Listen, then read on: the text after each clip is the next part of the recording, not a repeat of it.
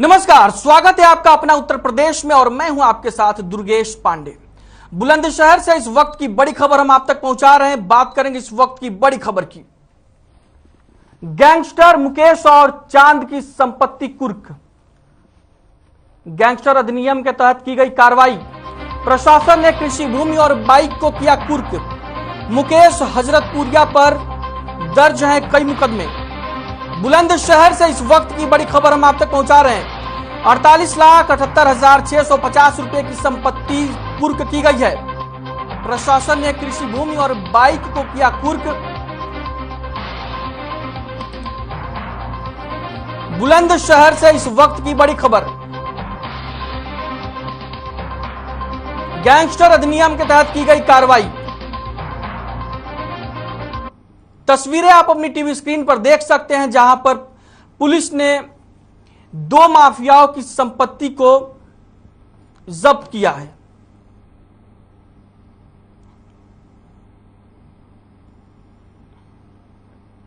Gangster Mukesh और चांद की संपत्ति कुर्क की गई है।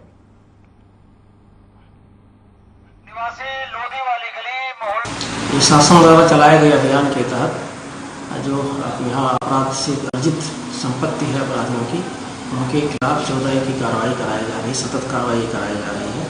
इसी के तहत कल रात से लेकर आज तक लगभग 1,77,00,000 रुपए की संपत्ति जो अपराध द्वारा अर्जित की गई थी, उनको जिलाधिकारी के आदेश से कुर्क किया गया है। इसमें बुलावटी से टॉप 10 के अपराधी 6 हैं, उनसे करीब 1,28,91,000 रुपए की संपत्ति कुर्क की गई है।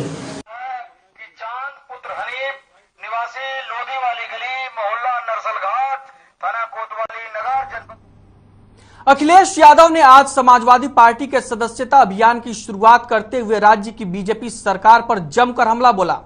योगी सरकार पर निशाना साधते हुए अखिलेश यादव ने कहा कि योगी सरकार 2.0 के आज पहले 100 दिन पूरे हो रहे हैं। इस पर अखिलेश ने तंज कसते हुए कहा कि सरकार को सिर्फ 100 दिन नहीं बल्कि 5 साल और 100 दिन की उपलब्धियां बतानी चाहिए।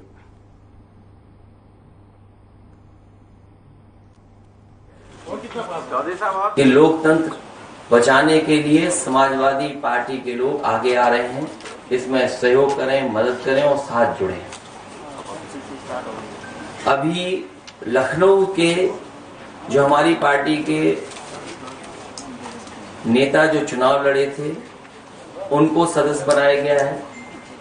उनके साथ साथ और पार्टी के लखनऊ के ही केवल सदस्य हैं, पार्टी के जो नेता हैं उनको सदस्य बनाया है और उनसे उम्मीद है उनके माध्यम से लगातार क्षेत्र में इसी तरह का सदस्यता का कार्यक्रम चलेगा।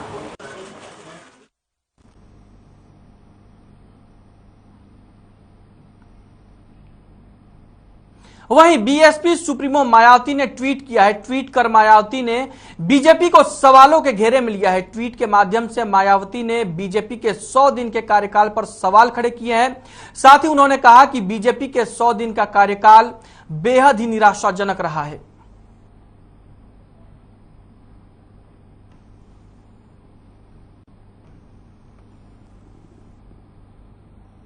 बीएसपी सुप्रीमो मायावती ने ट्वीट किया है, यूपी भाजपा सरकार ने 100 दिन के कार्यकाल का काफी जश्न मना लिया, किंतु गरीबी, बेरोजगारी, महंगाई आदि की ज्वलंत समस्याओं को दूर करने, कानून व्यवस्था बेहतर बनाने, सभी जाति व धर्मों में आपसी भाईचारा एवं सांप्रदायिक सौहार्द पैदा करने के मामले में इनका कार्यकाल उदासीन व अति निराशाजनक। बीएसपी सुप्रीमो मायावती ने ट्वीट करके बीजेपी सरकार को घेरा है। कमिश्नरेट पुलिस समय समय पर लखनऊ में सभी क्षेत्रों में अपने अनुसार कार्य करती नजर आती है। वहीं पश्चिम जोन की कमान डीसीपी चिनप्पा के हाथ में आते ही डीसीपी चिनप्पा एडीसीपी चिरंजीव नाथ सिन्हा सीओ ने नाका थाने से पैदल गश्त करते हुए आगामी त्योहारों को ध्यान में रखते हुए पैदल गश्त किया।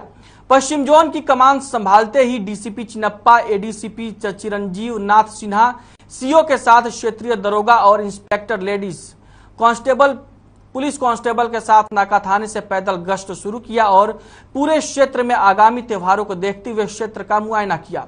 वहीं हमारे संवाददाता आनंद सिंह ने खास बातचीत में बताया कि आने वाले त्योहारों को देखते हुए यह पैदल गश्त रखी गई है और समय समय पर इस तरह के कार्यों को किया जाएगा जिससे किसी भी प्रकार की कोई घटना घटित ना हो। मद्देनजर देखते हुए जिस तरह बकरीद का त्यौहार बहुत करीब आ चुका है, उस तरीके से पश्चिम की कमान अभी नए डीसीपी चिनप्पा जी ने संभाला है और लगातार जिस तरीके से पुलिस कमिश्नरेट हर समय आगे नजर आ रही है, वहीं अगर हम बात करें कमिश्नरेट पुलिस की तो इस समय पैदल गश्त को लेकर डीसीपी चिनप्पा पश्चिम इस समय रोड पर उतरे हैं। तो सर 2 मिनट सर, आज जो पैदल गश्त की गई है काफ़ी लंबे समय से, अभी आपने नई कमान संभाली है पश्चिम की, तो किस नज़रिए से किस कारणों से ये गश्त की जा रही है? आज यहाँ नाका क्षेत्र में पैदल गश्त कराया जा रहा है। आगामी त्योहारों को मद्देनज़र रखते हुए इसको किया जा रहा है। साथ ही साथ ये रोज़ हमारा प्रक्रिया है कि असामाजिक तत्वों के ऊपर नज़र रखने के लिए और व्यापारियों में, आम जनता में विश्वास बढ़ाने के लिए ये रोज़ किया जाता है। तो ये लगातार प्रक्रिया चलेगी और पूरा क्षेत्र में चलता रहेगा। सर ये क्षेत्र जिस तरह देखा जाए तो काफ़ी बड़ा क्षेत्र है और अभी त्यौहार आने का समय आ गया है, लगभग बकरीद 5 से 10 दिन बाद है। तो आगे जिस तरह आप बता रहे हैं कि चीज़ें चलती रहेंगी, गश्त चलते रहेंगे, गश्त रोज़ तो नहीं हो पाएंगे, और क्या क्या तैयारियाँ की गई हैं त्यौहारों को लेकर? इसमें हम लोगों ने पीस कमेटी मीटिंग जगह जगह कराया जा रहा है। सभी धर्मगुरुओं से, संभ्रांत व्यक्तियों से, मौजूद लोगों के साथ हम लोगों ने मीटिंग कर रहे हैं और त्योहारों का तैयारी शुरू कर दी है। बात करेंगे इस वक्त की बड़ी खबर की जो सोनभद्र से आ रही है। सोनभद्र से इस वक्त की बड़ी खबर हम आप तक पहुंचा रहे हैं। मालगाड़ी के आगे कूदी महिला, 2 बच्चों के साथ महिला ने लगाई छलांग। मालगाड़ी की चपेट में आए मां और बच्चे, तीनों को जिला अस्पताल किया गया रेफर। रास्ते में मां और एक बच्चे की मौत, एक बच्चे की हालत अभी भी गंभीर। सोनभद्र से इस वक्त की बड़ी खबर हम आप तक पहुंचा रहे हैं। 2 बच्चों के साथ महिला मालगाड़ी के आगे कूद गई। मालगाड़ी की चपेट में आए महिला और बच्चे, महिला और एक बच्चे की मौके पर ही मौत हो गई, जबकि एक बच्चे को जिला अस्पताल रेफर किया गया है। तस्वीरें आप अपनी टीवी स्क्रीन पर देख सकते हैं। सोनभद्र की ये तस्वीरें हैं जहां पर एक महिला अपने 2 बच्चों के साथ मालगाड़ी के आगे कूद गई। मालगाड़ी की चपेट में मां और बच्चे आ गए, जिसमें मां और एक बच्चे की मौत हो गई, जबकि एक बच्चे को जिला अस्पताल रेफर किया गया है।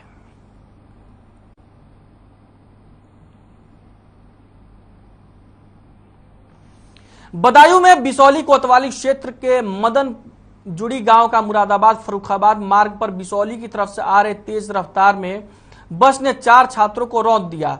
छात्र स्कूल से पढ़कर घर लौट रहे थे, तभी मदन जुड़ी के पास बस अनियंत्रित हो गई और ड्राइवर बस पर काबू नहीं रख सका, जिससे बस की चपेट में आने से एक छात्र की अस्पताल ले जाते समय मौत हो गई। वहीं 3 छात्रों को सामुदायिक स्वास्थ्य केंद्र बिसौली लाया गया, जहां उसकी गंभीर हालत को देखते हुए जिला अस्पताल रेफर कर दिया गया है। सूचना मिलते ही मौके पर पहुंची कोतवाली पुलिस ने मामले की जांच शुरू कर दी है।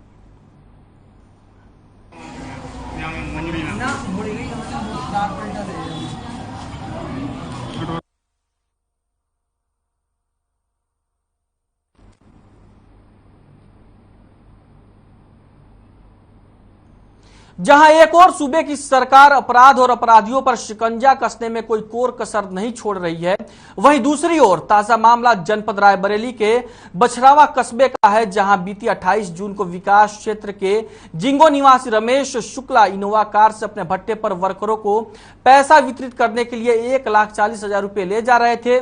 जैसे ही उनकी कार कस्बे के मुख्य चौराहे पर पहुंची तो 2 बदमाशों ने यह कहकर कार को रुकवा लिया कि आपकी गाड़ी से मोबिल ऑयल बह रहा है। जैसे ही रमेश शुक्ला गाड़ी से नीचे उतरे, बदमाशों ने पैसे उड़ा लिए। आपको बता दें कि यह घटना कस्बे के मुख्य चौराहे की है, जहां पुलिस 24 घंटे तैनात रहती है। पुलिस की नाक के नीचे से बदमाशों ने इस तरह की घटना को अंजाम दिया और घटना के 7 दिन बीत जाने के बाद भी बदमाश पुलिस की गिरफ्त से दूर है। 500 मीटर दूरी पर बछावा ठीक चौराहे पर हमारे साथ टप्पेबाजी हुई, जो इस टाइप के धोखाधड़ी करने वाले लोगों ने कितना रुपया गया? 1 लाख रुपए निकाल के हमारे साथ जो है धोखाधड़ी की। सर क्या हुआ अभी तक? पुलिस ने FIR दर्ज की थी, लेकिन अभी तक कोई उस पर कार्रवाई नहीं हुई और ठीक पुलिस बूथ के बगल में ये घटना घटी है। ब्रेक के बाद स्वागत है आपका। राजधानी लखनऊ में बिजली विभाग के कई उपखंड अधिकारी और अधिशासी अभियंताओं का तबादला कर दिया गया है। विद्युत वितरण खंड शेष द्वितीय के सरोसा भरोसा में तैनात उपखंड अधिकारी राहुल सिंह नुरवाड़ी के उपखंड अधिकारी बनाए गए हैं। वहीं विद्युत वितरण खंड शेष प्रथम के गेहरू पावर हाउस में तैनात उपखंड अधिकारी शेषमणि त्रिपाठी सरोसा भरोसा उपखंड के अधिकारी बने हैं।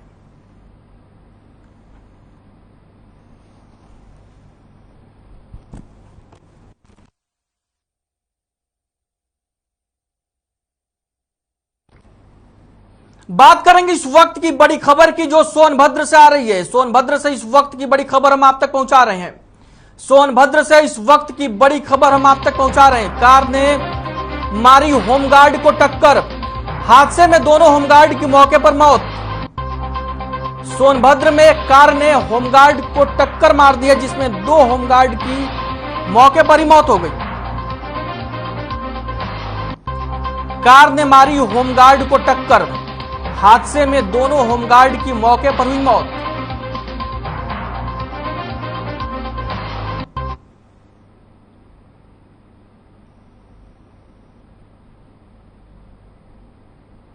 तस्वीरें आप अपनी टीवी स्क्रीन पर देख सकते हैं। सोनभद्र का यह पूरा मामला है, जहां पर कार ने 2 होमगार्ड्स को टक्कर मार दी, जिसके बाद दोनों की मौके पर ही मौत हो गई।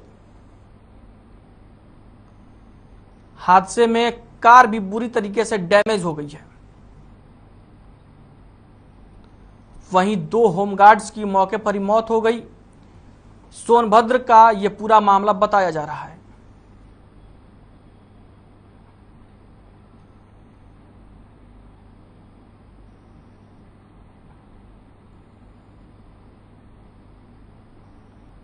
वहीं आजादी के अमृत महोत्सव के तहत प्रदेश भर में चल रहे वृक्षारोपण महाअभियान को लेकर वृक्षारोपण जन आंदोलन 2022 के अंतर्गत बदायूं में वृहद वृक्षारोपण अभियान का शुभारंभ किया गया।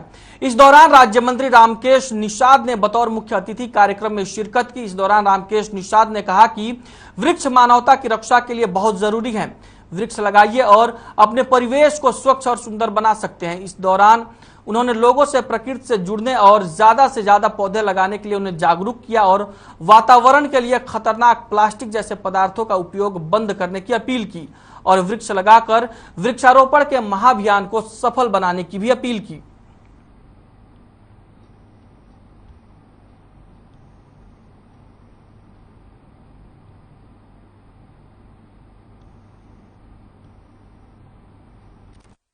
सभी लोगों को हृदय से प्रणाम एवं विभिन्न विद्यालयों से आए हुए युवा साथी एवं विभिन्न संस्थाओं से जुड़े हुए इस बृहद वृक्षारोपण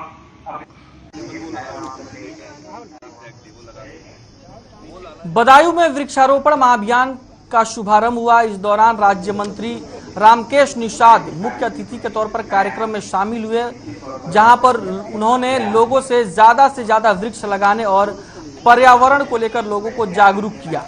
इस दौरान उन्होंने ये भी कहा कि जो पर्यावरण के लिए खतरनाक चीजें जैसे प्लास्टिक वगैरह हैं, उनके इस्तेमाल से लोगों को बचना चाहिए और उन्होंने ये भी कहा कि लोगों को ज्यादा से ज्यादा वृक्ष लगाने चाहिए, जिससे हमारे पर्यावरण की रक्षा हो सके।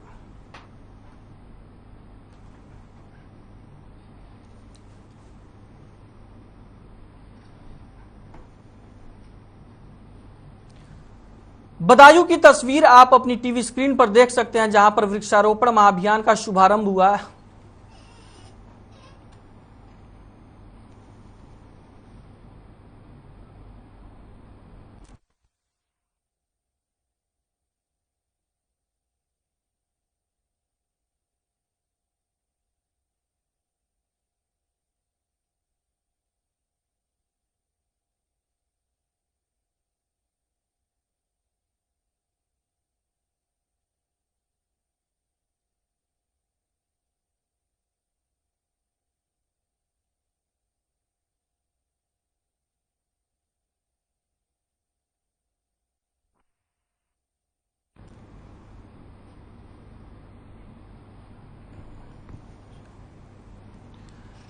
बदायूं की तस्वीरें आप अपनी टीवी स्क्रीन पर देख सकते हैं, जहां पर वृक्षारोपण महाअभियान की शुरुआत की गई और कार्यक्रम के मुख्य अतिथि के तौर पर राज्य मंत्री रामकेश निषाद ने शिरकत की। इस दौरान उन्होंने लोगों से ज्यादा वृक्ष लगाने और पर्यावरण की रक्षा को लेकर अपील की। उन्होंने रामकेश निषाद ने लोगों से कहा कि ज्यादा से ज्यादा वृक्ष लगाएं और पर्यावरण की रक्षा करें। इसके साथ ही उन्होंने यह भी कहा कि पर्यावरण को नुकसान पहुंचाने वाली चीजें जैसे प्लास्टिक और दूसरी चीजों के इस्तेमाल से बचें, जिससे हमारे पर्यावरण की रक्षा हो सके।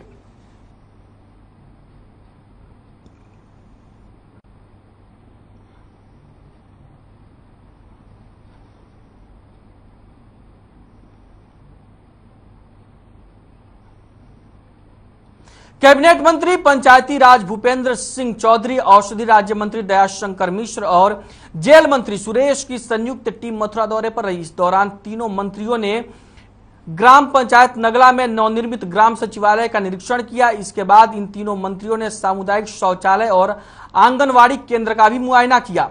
आंगनवाड़ी केंद्र में गर्भवती महिलाओं की मंत्रियों ने गोद भराई की। इसके बाद तीनों मंत्रियों ने नगला में आयोजित चौपाल कार्यक्रम में सैकड़ों लोगों की समस्याएं सुनी और उन समस्याओं का समाधान किया।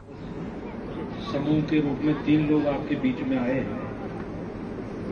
मेरे साथ बनारस से मंत्री आदरणीय सुरेश राही जी जेल मंत्री हैं और सीतापुर से विधायक।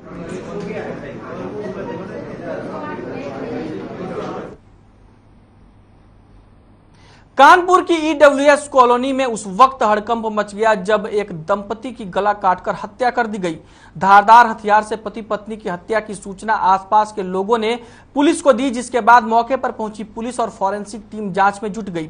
मृतक दंपति के शव को पुलिस ने पोस्टमार्टम करवाने के लिए भेज दिया और पुलिस आगे की कार्रवाई में जुट गई है।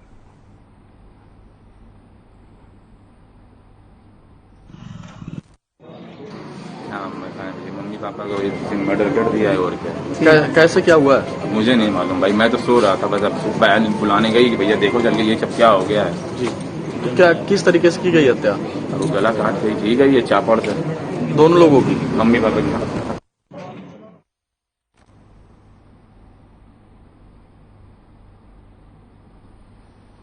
कानपुर के ईडब्ल्यूएस कॉलोनी का पूरा मामला है, जहां पर एक दंपति की गला काटकर हत्या कर दी गई, जिसके बाद मामले की सूचना लोगों ने पुलिस को दी। मौके पर पहुंची पुलिस ने दोनों शवों को पोस्टमार्टम के लिए भिजवा दिया और उसके बाद से आगे की कार्रवाई में पुलिस जुटी हुई है। बुलंदशहर के न्यू शिवपुरी कॉलोनी में रिटायर्ड पशु डॉक्टर के घर लाखों की चोरी का मामला सामने आया है। बताया जा रहा है कि वारदात के वक्त डॉक्टर अजब सिंह घर में नहीं थे, वो बाहर टहलने के लिए निकले थे। चोरों ने उनके घर में ताला तोड़कर चोरी की घटना को अंजाम दिया।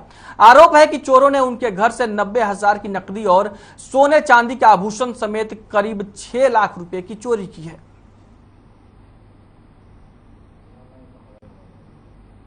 बुलंदशहर की घटना है, जहां पर रिटायर्ड पशु डॉक्टर के घर में चोरी हुई।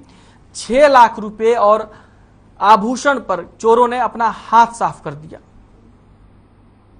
रिटायर्ड डॉक्टर उस वक्त टहलने के लिए निकले थे, जिस दौरान चोरों ने वारदात को अंजाम दिया।